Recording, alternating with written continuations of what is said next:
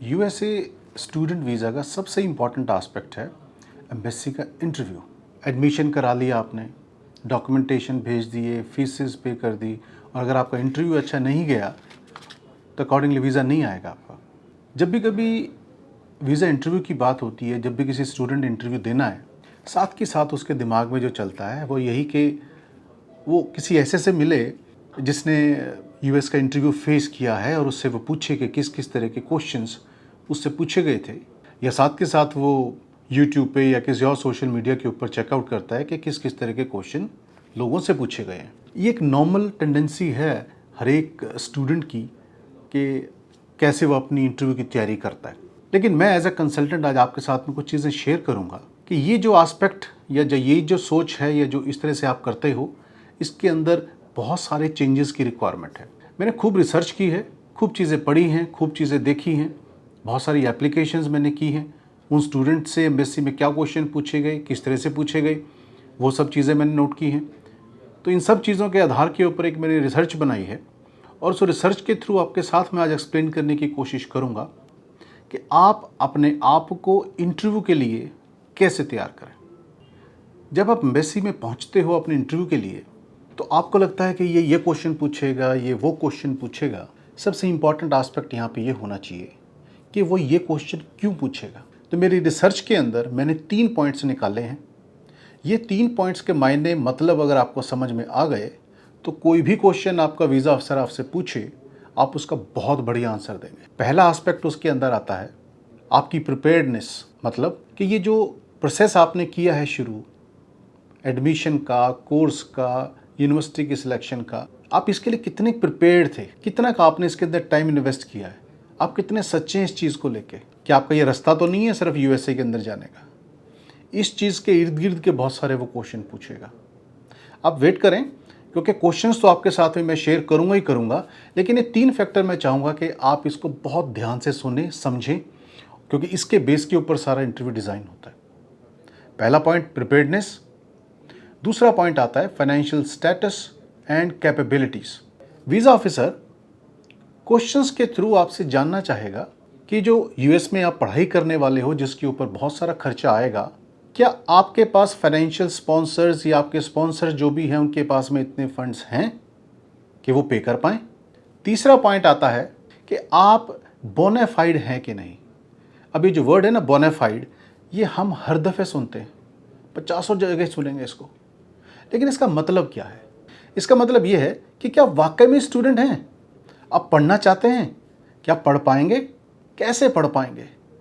तो इन 3 पॉइंट के इर्द गिर्द बहुत सारे क्वेश्चन घूमते हैं। ये जो फैक्टर्स और कुछ पॉइंट्स और क्वेश्चन आपके साथ में मैं शेयर करूंगा, ये कुछ थोड़े से हैं, लेकिन मैंने रिसर्च करके जो क्वेश्चंस निकाले हैं, नॉर्मली जो पूछे गए हैं या पूछे जा सकते हैं, उन क्वेश्चंस का लिंक मैंने इस वीडियो के डिस्क्रिप्शन बॉक्स में डाल दिया है। आप वहाँ से वो क्वेश्चन ले सकते हैं रेफरेंस के लिए। शुरू करते हैं।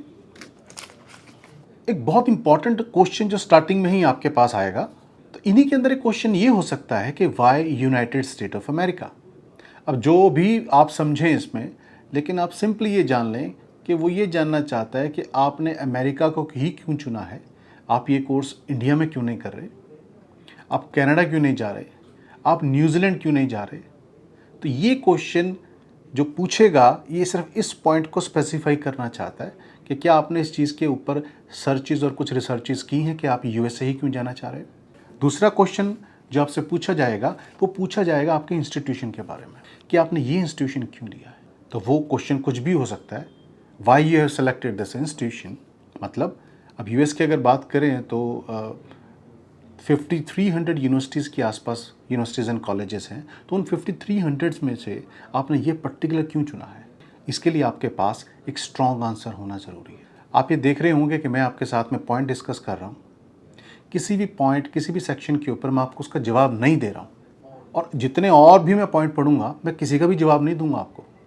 क्यों नहीं दूंगा, ये ट्रिक है जो मैं आपको इस वीडियो के एंड में समझाऊंगा, जिससे कि एक्चुअल में जो आंसर उसका होना चाहिए वो आप खुद देंगे, और कैसे देंगे ये भी आपको मैं समझाऊंगा। नेक्स्ट क्वेश्चन आपके साथ में शेयर करता हूँ।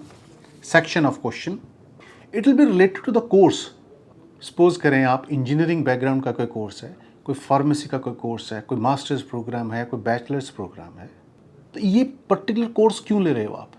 आपने ये कोर्स क्यों नहीं लिया, वो कोर्स क्यों नहीं लिया? हो सकता है वीज़ा अफसर ये चीज़ें नहीं आपको बोलेगा कि आपने इंजीनियरिंग ली है मैकेनिकल में, आपने इलेक्ट्रिकल में क्यों नहीं ली, आपने कंप्यूटर साइंस क्यों नहीं लिया, वो बोलेगा नहीं, लेकिन आपको अपने जवाब के अंदर उसको समझाना है। आपसे ये भी पूछेंगे कि आपकी करंट क्वालिफिकेशन क्या है, what is your current qualification, इस तरह का एक सिंपल क्वेश्चन है। तो जो आपने लेटेस्ट अभी किया हुआ है, जो इससे पहले आपने किया था, आप सिंपल वर्ड्स के अंदर उसका डिटेल में आंसर उसको दे सकते हैं। क्वेश्चन कैसे कैसे रह सकते हैं कि आपने जो पिछली पढ़ाई की है वो कौन से बोर्ड से की है, कौन कौन से मेजर सब्जेक्ट्स आपके पास में थे, क्या आपकी परसेंटेज थी, आपके बोर्ड का नाम, आपकी यूनिवर्सिटी का नाम, ये कुछ बेसिक सी चीज़ें जो आपसे पूछी जा सकती हैं। लेकिन इंपॉर्टेंट फैक्टर जो हम लोग शेयर कर रहे हैं वह मेन हेडिंग कि आपका एजुकेशनल बैकग्राउंड। तो आप जब तैयारी कर रहे हो, बजाय इसके कि सिर्फ क्वेश्चंस की तरफ आप जाएं, आपकी जो प्रीवियस क्वालिफिकेशन है प्लीज़ पढ़ के जाएँ कि कौन कौन से सब्जेक्ट्स आपने पढ़े थे। जैसे क्लास 12th के अंदर किसी ने कॉमर्स से किया है क्लास 12th, तो उसके कौन कौन से मेन कोर्स सब्जेक्ट्स थे, कौन से लैंग्वेज के कोर्सेज थे, वो प्लीज़ आप पढ़ के जाएँ कि कौन कौन से सब्जेक्ट्स थे आपके क्लास 12th में। कोई बैचलर्स करने के बाद में मास्टर्स के लिए जा रहा है तो बैचलर्स में कौन कौन से प्रोग्राम्स उसने पढ़े थे, दे कैन आस्क यू। तो उसकी भी इंफॉर्मेशन, उसकी भी डिटेल आपके पास होनी बहुत ज़रूरी है।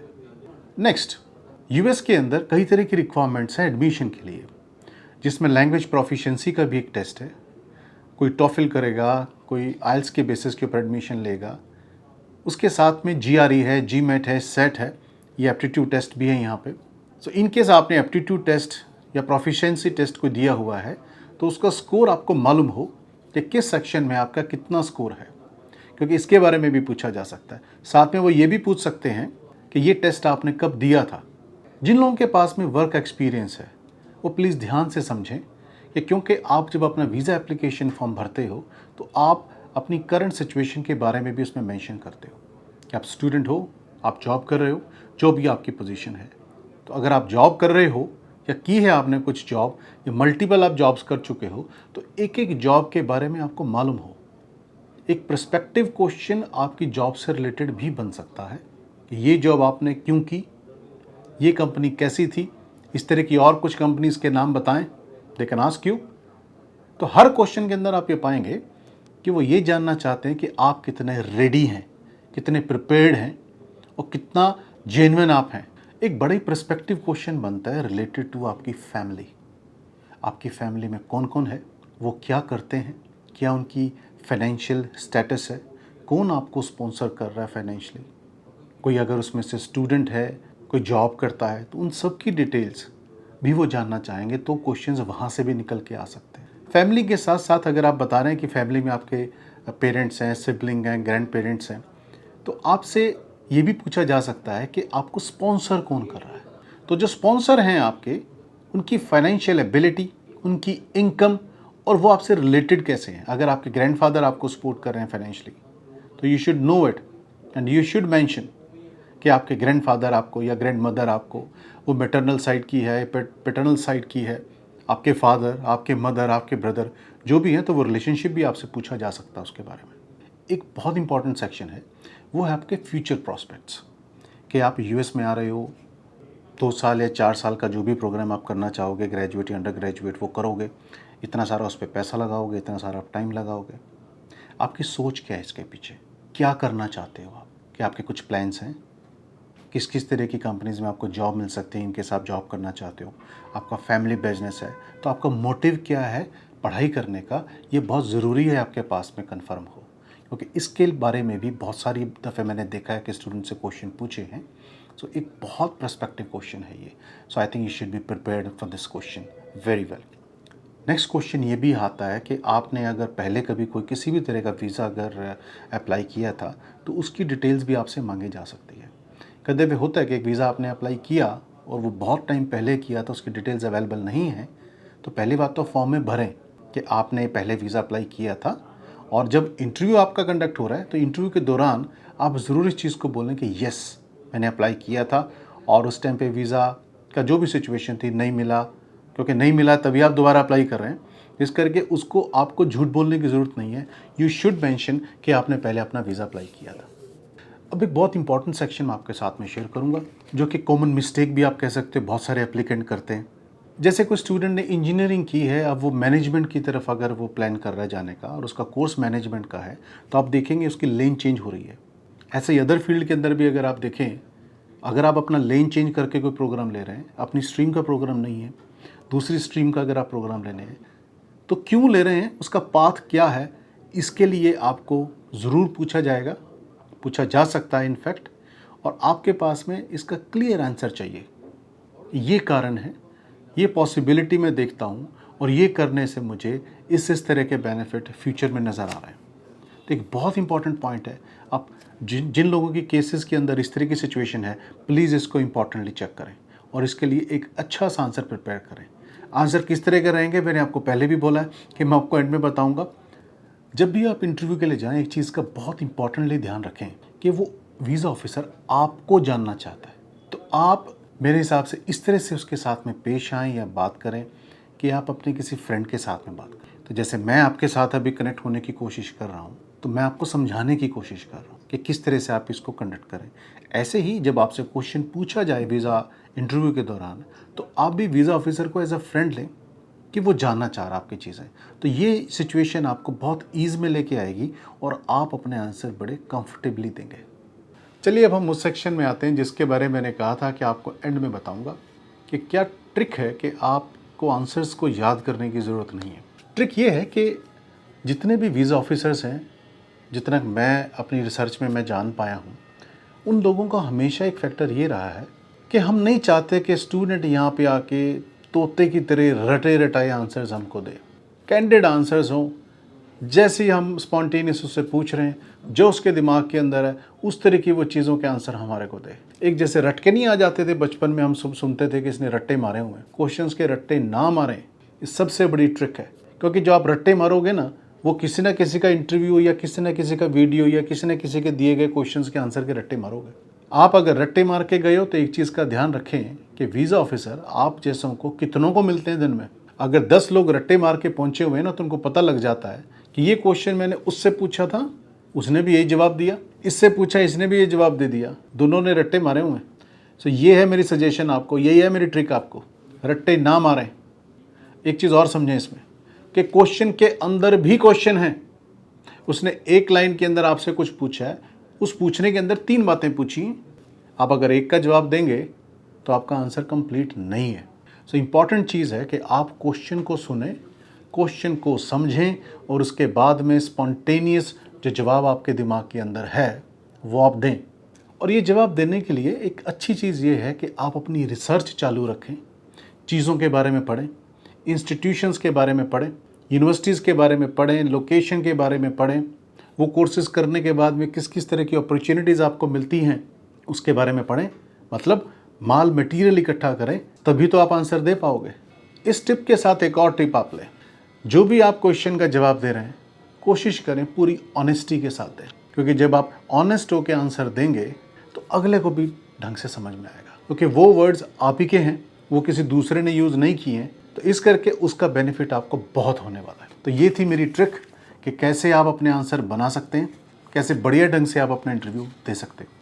इसके साथ में कुछ छोटी छोटी सी चीज़ें जिनका आपको ध्यान रखना है, जैसे कि जैसे ही आप वीज़ा ऑफिसर के पास पहुँचे, आप प्लीज़ उसको ग्रीट ज़रूर करें, बिल्कुल ब्लैंक होकर ना खड़े हो जाए। गुड मॉर्निंग है, गुड आफ्टरनून है, please wish. Greeting is a very important aspect of US visa interview. एक और एस्पेक्ट है आपकी बॉडी लैंग्वेज, बांगे टेढ़े ना खड़े हों, स्ट्रेट खड़े हों, कॉन्फिडेंटली खड़े हों। नेक्स्ट इंपॉर्टेंट आता है ड्रेसअप। ड्रेसअप आपकी बॉडी लैंग्वेज का ही एक पार्ट है। बहुत से लोग मैंने देखा है कि कोट पैंट टाई बो लगा के पहुंचते हैं इंटरव्यू के लिए। मुझे समझ नहीं आती कि आप स्टूडेंट हो। फेयरवेल पार्टी के अलावा मैंने नहीं देखे स्टूडेंट कोट पैंट डाले हुए, या कभी इंटरव्यू हुआ है अगर सपोज करो किसी जॉब के लिए तो उन्होंने डाले। तो स्टूडेंट हो, स्टूडेंट की तरह रहे, वो कपड़ा डाल के जाएं जिसमें आप अपने आप को बहुत कंफर्टेबल फील करते हैं और स्टूडेंट जैसे लगता है वैसे आप दिखें। आर्टिफिशियल होने की कोई ज़रूरत नहीं है इसके अंदर, क्योंकि वो आपको देखना चाह रहे हैं, आपके ड्रेसअप को कोई मार्क्स नहीं देंगे आपको। वो इसी के अंदर आपकी जो टोन है जवाब देने की, वो भी बहुत वैल्यू रखती है। अब बहुत ज़्यादा लाउड ना हो, बहुत ज़्यादा स्लो ना हो, क्योंकि जब आप विंडो पे खड़े होते हो माइक के थ्रू आपकी आवाज़ उन तक पहुंचती है। तो आप अगर लो होंगे आपका आंसर नहीं जाएगा आगे तक। एक और इम्पॉर्टेंट पॉइंट, जब उन्होंने क्वेश्चन आपसे पूछा है और क्वेश्चन आपको नहीं सुना, सपोज करो कोई टेक्निकल ग्लिच भी हो सकता है कई दफ़े, अगर क्वेश्चन आपको नहीं सुना तो प्लीज़ आप उनको एक्सक्यूज़ मी सर कह के, can you please repeat the question कह के वो क्वेश्चन दोबारा रिपीट कराएं, क्योंकि बिना समझे आप कुछ भी जवाब दे देंगे तो वो गलती होगा।